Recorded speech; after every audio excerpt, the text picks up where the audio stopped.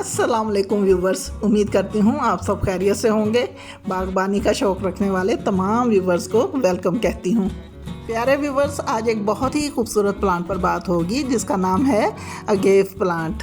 इस evergreen plant की बहुत सी स्पीशीज़ हैं और इसका नेटिव अमेरिका है। अगेव प्लांट के बहुत से नाम हैं, लेकिन ये अगावा या फिर अगेव के नाम से ज़्यादा पहचाना जाता है। ये प्लांट डिज़र्ट प्लांट है और इसको आबो हवा भी डिज़र्ट जैसी ही पसंद है। यानी कि रेगिस्तान में जिस तरह की सख्त आबो हवा होती है, पानी कम होता है, धूप ज़्यादा होती है, तो इससे भी सेम इसी तरह का माहौल चाहिए होता है। बेसिकली ये एक सैकुलेंट प्लांट है। इसके पत्तों में बेपनाह पानी मौजूद होता है, इसलिए इस प्लांट को ज़्यादा पानी की ज़रूरत नहीं होती। डेजर्ट यानी कि रेगिस्तान में तो जैसा इसे माहौल चाहिए होता है, लेकिन अगर हम इसे अपने गार्डन में ला के रखते हैं तो हमने इसको किस तरह का माहौल बना के देना है। अगर हम इसे पॉट में लगाते हैं तो उसकी मिट्टी वेल ड्रेन्ड होनी चाहिए, यानी उस मिट्टी में रेत की मिकदार ज़्यादा होनी चाहिए। और इस प्लांट को ग्रो करने के लिए जो पॉट हम इस्तेमाल कर रहे हैं उसका होल भी अच्छा खासा बड़ा रखना पड़ेगा। ये पॉट की सॉइल बनाने के लिए हम 50% गार्डन सॉइल लेंगे, 40% सैंड लेंगे यानी कि रेत लेंगे, और 10% कोकोपीट या फिर गोबर खाद इस्तेमाल करेंगे।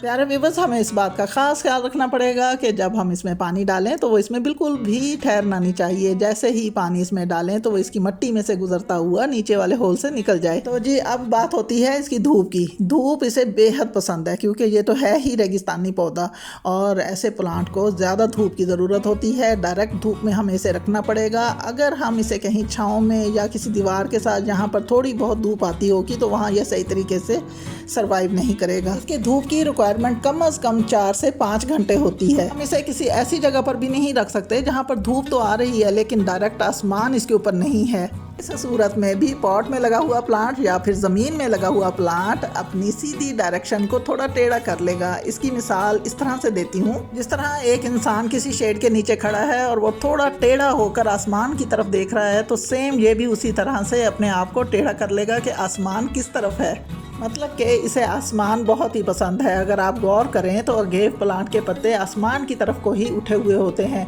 बहुत ही कम ऐसी वैरायटीज़ होंगी जिनके पत्ते नीचे या फिर बैलेंस में होते हैं, या फिर कुछ ऐसे अगेव प्लांट भी होते हैं जिनके नए नए पत्ते तो बिल्कुल आसमान की तरफ उठे हुए होते हैं और उनके पुराने लीव्स अपने आप को थोड़ा सा बेंड कर लेते हैं। लेकिन प्यारे व्यूवर्स, ये उसी सूरत में ज़्यादा प्यारा लगता है जब इसके पत्ते आसमान की तरफ सीधे उठे हुए हों। इसकी मिसाल मैं आपके सामने ये एक प्लांट दे रही हूँ। ये अगेव प्लांट थोड़ा सा शेड में लगा हुआ है और ये थोड़ा सा झुका हुआ है कि आसमान किस तरफ है। धूप छाँव में रखने से इसकी पानी की रिक्वायरमेंट्स भी चेंज हो जाती हैं, यानी जो छाँव में रखा हुआ है उसमें हमें पानी बहुत कम डालना है। जब बिल्कुल इसकी मिट्टी ड्राई हो जाए तब हम उसे पानी देंगे, और जो धूप में रखा हुआ है वो जाहिर है उसमें मिट्टी बहुत जल्दी खुश्क हो जाएगी। उसे हम रोज़ भी पानी दे सकते हैं गर्मियों में, लेकिन सर्दियों में इसे पानी की ज़्यादा ज़रूरत होती नहीं, बल्कि ना होने के बराबर होती है। स्टार्ट में इसके बेबी प्लांट्स को पानी में भी ग्रो किया जा सकता है। काफ़ी अर्सा इंडोर रखा जा सकता है जहाँ पर बल्ब की अच्छी रोशनी इसके ऊपर पड़ती हो, लेकिन कोशिश करनी चाहिए कि ज़्यादा अर्सा इसे इंडोर ना रखें। जैसे ही हमें नज़र आए कि इसकी नई नई रूट्स निकल चुकी हैं, हम फ़ौरन इसे किसी न किसी पॉट में लगा दें। तो ये एक बेबी प्लांट था जो कि तकरीबन 1-1.5 माह से इस पानी में के पॉट में लगा हुआ है, और अब देखें इसमें से वाइट सी रूट्स नज़र आ रही हैं। तो अब मैं चाहूँगी कि इसे किसी न किसी पॉट में लगा दूँ।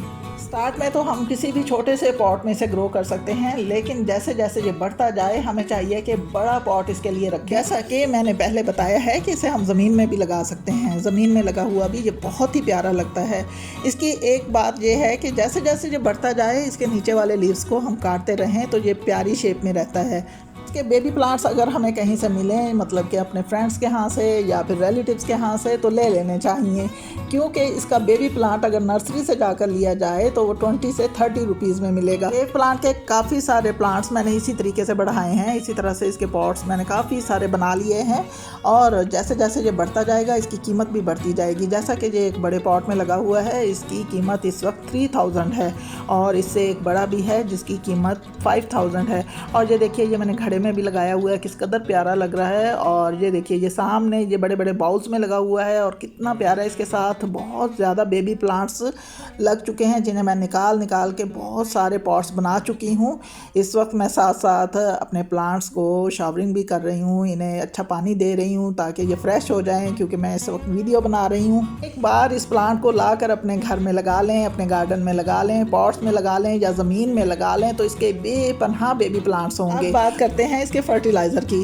जैसा कि ये रेगिस्तान का पौधा है, वहाँ इसे कोई फर्टिलाइज़र नहीं मिल रही होती, लेकिन जब हम इसे अपने गार्डन में ला के लगाते हैं तो गार्डन की मिट्टी और रेगिस्तान की मिट्टी में बहुत ज़्यादा डिफरेंस होता है। तो जी अगेव प्लांट को फर्टिलाइज़र की कोई ख़ास ज़रूरत नहीं होती।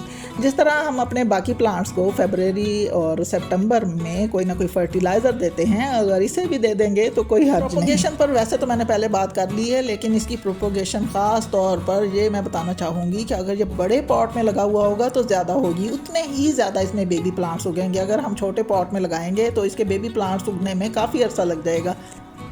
एक प्लांट के साथ तकरीबन 6-6, 7-7 बेबी प्लांट्स होते हैं या इससे ज़्यादा भी हो सकते हैं। इसके पत्तों के कलर भी बहुत सारे होते हैं, light green, dark green, lush green.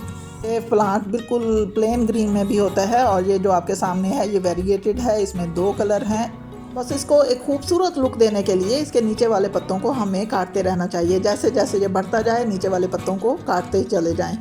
इसके पत्तों की नोक पर बहुत ही बारीक सी निडल सी बनी हुई होती है। अगर हमारे घर में बहुत ही छोटी जगह पर गार्डन बना हुआ है और बच्चे वहाँ पर ज़्यादा हैं तो इसकी नोक्स को काट देना चाहिए। या फिर हमारे घर में कोई पेट्स वगैरह हैं जो कि उछलते कूदते हैं तो उनको भी कोई नुकसान ना पहुँचे, तब भी इसकी नोक्स को काट देना चाहिए। एक प्लांट के मैच्योर होने पर इसमें से एक स्टॉक निकलता है, उसके ऊपर फ्लावर लगता है जो कि बहुत ही प्यारा होता है। बेबी प्लांट्स को हैंगिंग पॉट्स में भी लगाया हुआ हो तो बहुत ही प्यारे लगते हैं। ये देखिए इसके साथ छोटे छोटे बेबी प्लांट्स इस तरह से निकल आते हैं, जिन्हें हम अलग करके एक नया पॉट तैयार कर लेते हैं।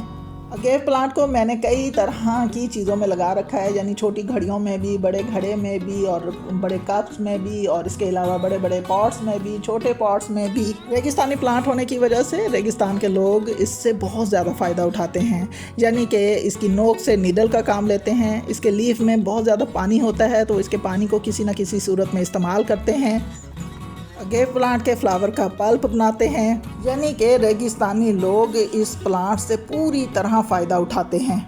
तो बस जी अगर हम ऐसे रेगिस्तानी प्लांट को अपने गार्डन में ला के रखते हैं तो 3 चीज़ों का ख़ास ख्याल रखना पड़ेगा। पहली धूप, दूसरी मिट्टी, तीसरी इसके लिए पानी। तो ऐसे खूबसूरत से प्लांट को अपने गार्डन का हिस्सा ज़रूर बनाइए। तो कैसी लगी आज की ये वीडियो? अगर आपको मेरी वीडियो पसंद आई हो तो प्लीज़ मेरे चैनल को सब्सक्राइब कीजिए, लाइक्स दीजिए, कमेंट्स कीजिए और शेयर ज़रूर कीजिए। दुआ में याद रखिएगा। अल्लाह हाफिज़।